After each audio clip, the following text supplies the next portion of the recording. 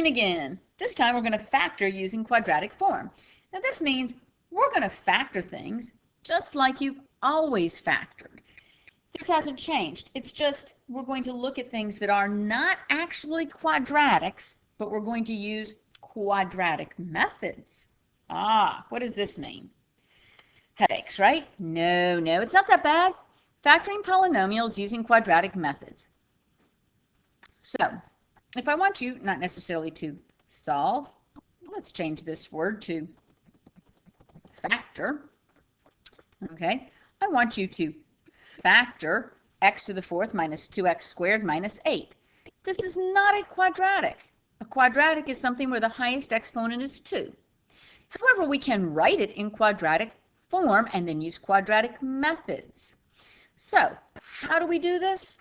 Well, notice that x to the fourth is the same thing as x squared squared. So, I'm going to let a equal x squared. When I do that, I can then rewrite x to the fourth minus 2x squared minus 8. I can write that as a squared minus 2a minus 8. Now I have a quadratic, and I can come over here and say I need factors of negative 8 that add up to negative 2. And I have a, and I have a. And I say, oh, that must be negative 4 and positive 2. And then you can use your bottoms up, and you get your a minus 4, a plus 2. Now here's where you've got to remember to substitute the x squared back in. And please, do not let x equal x squared. That doesn't make sense. Use a different variable. So I put the x squared back in. Now I'm looking at x squared minus 4 times x squared plus 2. Now I don't have it completely factored. If I were solving it, it would be easy enough to solve. But here it's not quite completely factored. Why? This is a difference of squares. So I actually need to finish this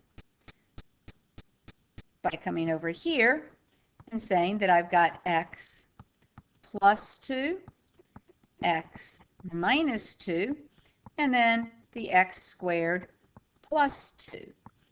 Here is the fully and completely factored form.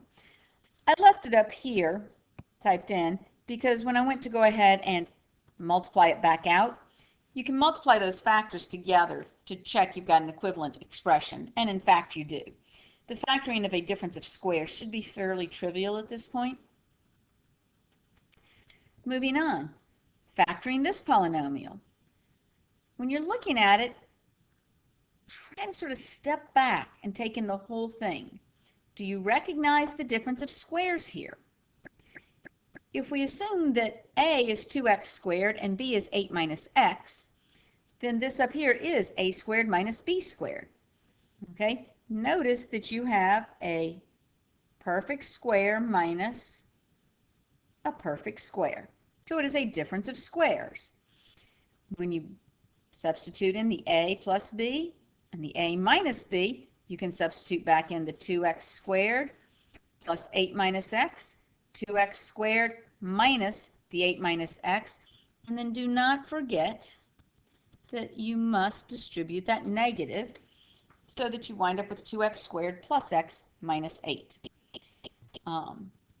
Why did we move the minus x over here and the plus x over here? Remember that standard form, okay? Standard form. We have to go from x squared down to no x's. Now in this particular case, neither trinomial factors anymore, so we're done.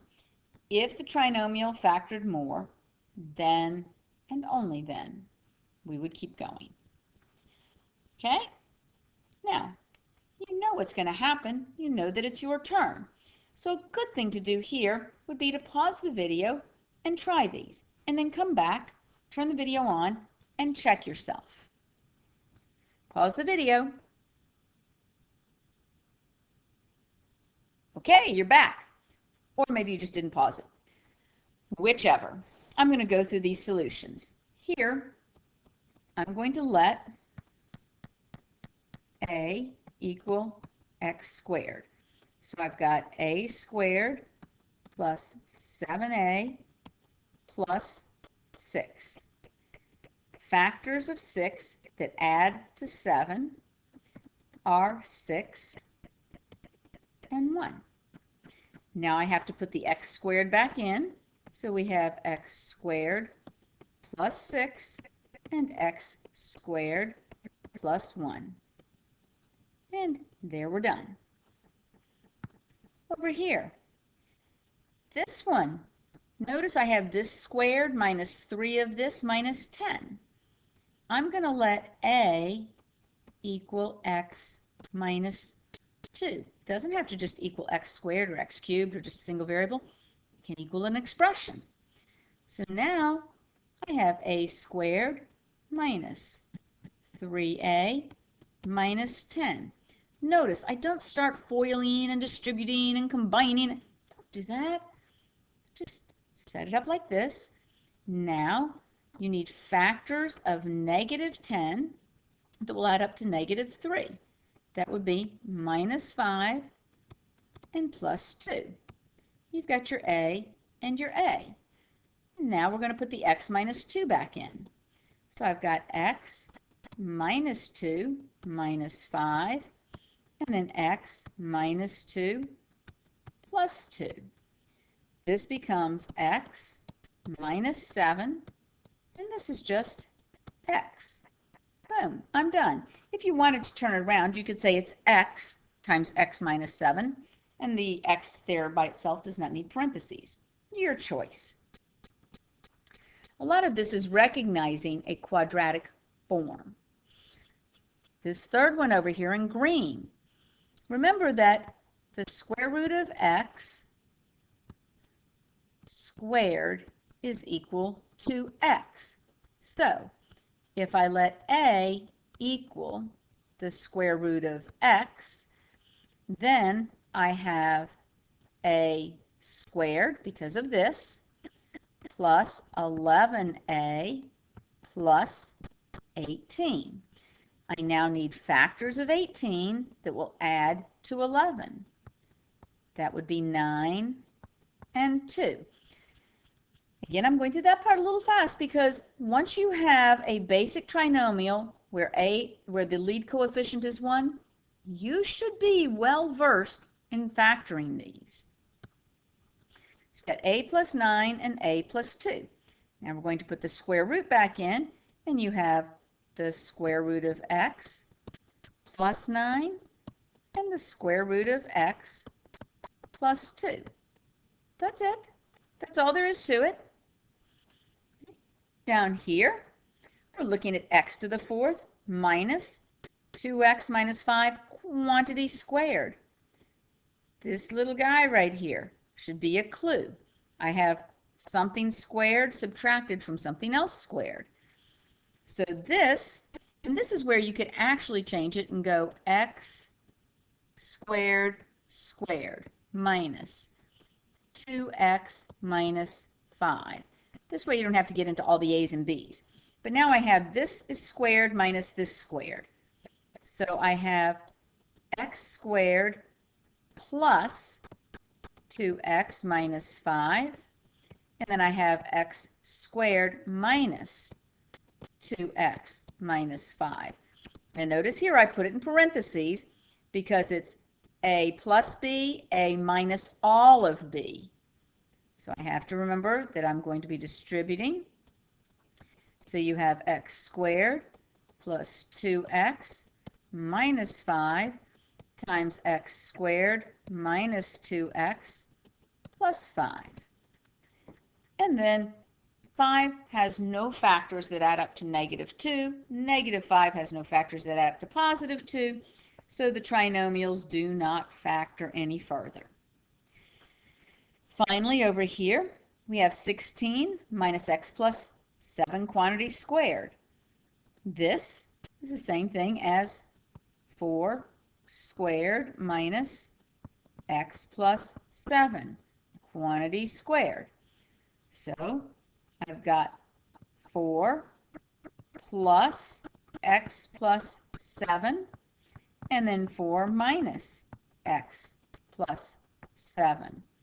Over here, the 4 and the 7 make 11, x plus 11. Here I have to distribute my negative. 4 minus 7 is negative 3, so this is negative x minus 3. Now in some places, when you have everything like that in negative, what you might see as a final answer would be something like negative x plus 3. All I did is I moved this over here and I took a negative out, and then you've got x plus 11. This is fully factored. This, you could say that it was factored. Taking out 1 or negative 1 is, it's a matter of choice, matter of taste. Okay, in summary, polynomials of higher degree can sometimes be factored using quadratic methods. When that happens, it's wonderful. Can you rewrite the polynomial as a something squared plus b something plus c? If you can, then it's quadratic form. It's also quadratic form if it's something squared minus something else squared. In that case, use the quadratic methods that you have come to learn, know, love, and become expert at. All right?